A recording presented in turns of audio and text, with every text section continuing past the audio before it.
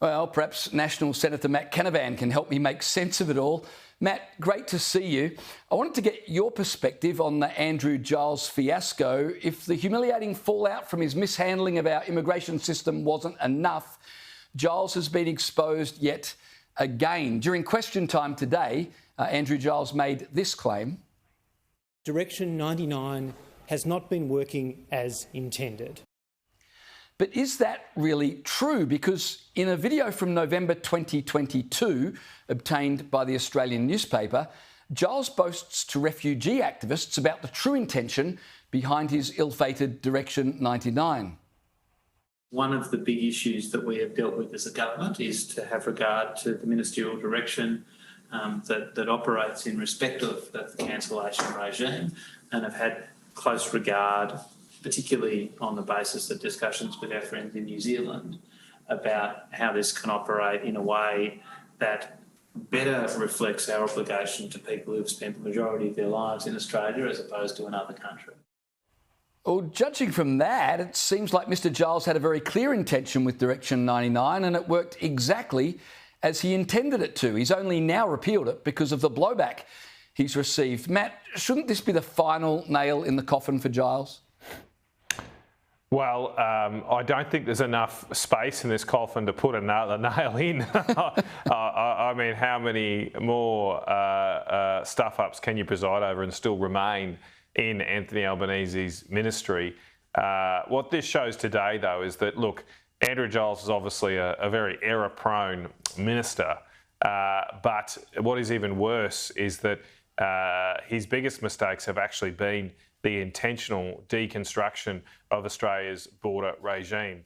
And now this goes to the heart of the promise that Anthony Albanese made to the Australian electorate at the last election. He said there wasn't a cigarette paper between him and the coalition on Australia's borders. He tried to hoodwink Australians by saying that he would maintain the border policies that were successful, implemented by first Tony Abbott, Scott Morrison, Malcolm Turnbull. And then he obviously hasn't. And then behind the scenes, he deconstructed our nation's borders with this direction, as you've just played there. The intent was to do that. It was an intentional change. And Andrew Giles has possibly misled the House today by saying it wasn't.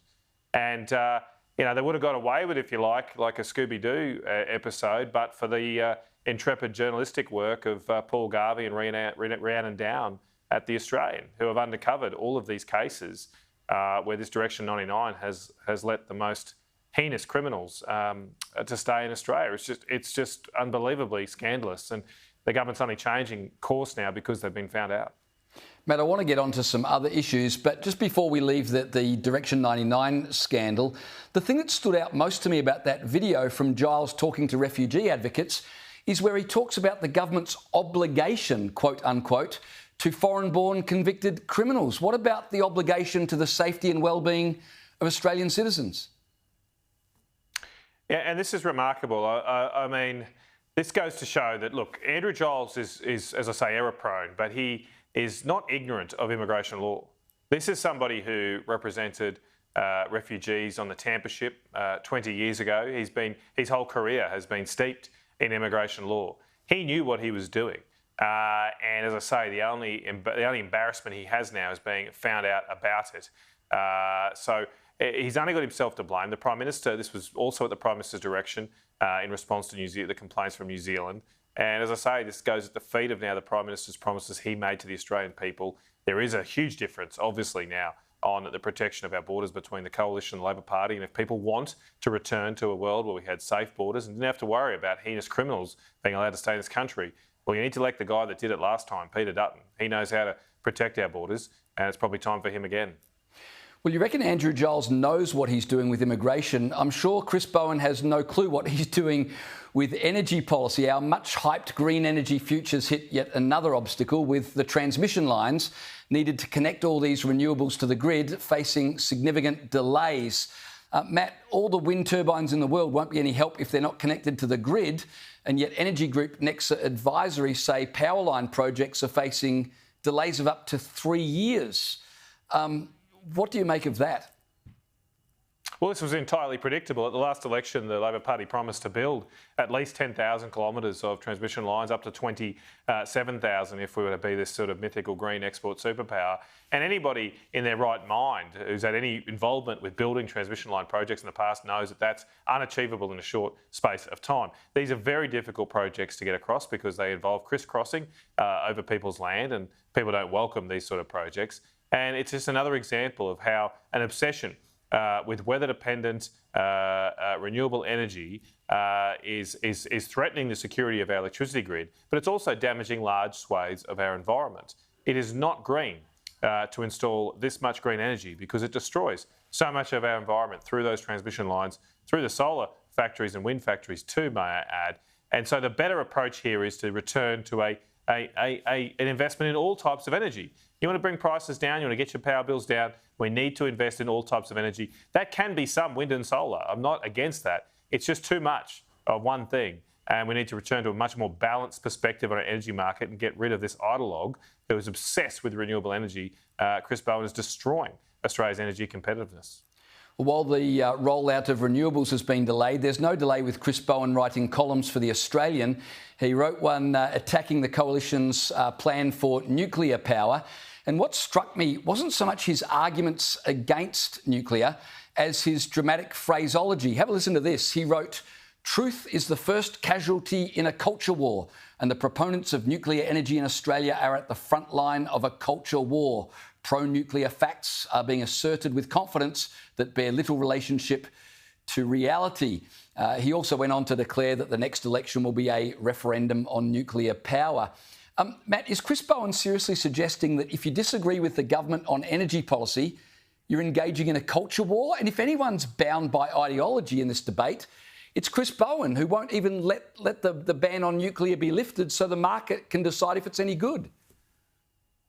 Well, I think this reveals more about Chris Bowen than it does about the Coalition. The fact that he resorts to religiously themed language just shows how invested, how obsessed he is with this renewables obsession. I mean, I didn't think it was culturally obsessed, culturally insulting to just want cheaper power prices. That's what I want. I mean, I just want practical policies that are going to bring down your power bills.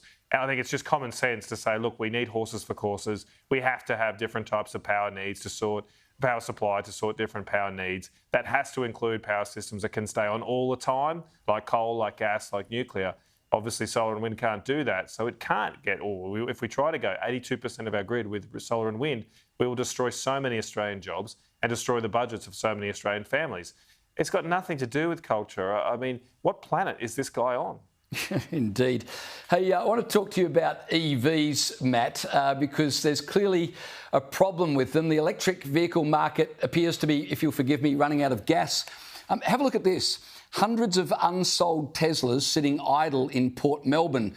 Like an old battery, Tesla sales are completely flat. In April, diving by 44%, despite the fact that Tesla have cut the cost of their vehicles considerably. So, Matt, tell me, are EVs just a fad that's dying out? Are people realising how impractical they are? What's going on here? Well, I've never been against EVs, mate. I mean, if people want to drive an electric car, go for your life. I mean, they obviously have limitations. Every sort of product has good things and bad things about them. I just wish we could return to a world where the car you buy is not a political decision. I mean, I really don't care. If you want to buy an EV, go for it. It's a free country. But what I object to is my taxpayer dollars going to preference the car buying decisions of some group of people and not others. So if you want to buy an EV, good luck, but don't ask other people to pay for it. Because keep in mind, these cars are apparently stocking up there at the airport, even though the government it couldn't provide more subsidies to electric vehicles. You get fringe benefit tax breaks, you get subsidies on them, you get luxury car tax breaks. It just goes on and on and on, and still they can't move these cars. So how about we just remove all this stuff and people can just go back to buying what they want and return to a free country? I think that would be a lot better. It's almost like, Matt, you're suggesting the government should just get out of our lives and let the market decide. What an original idea. Love it. Matt Canavan, thanks so much for your time.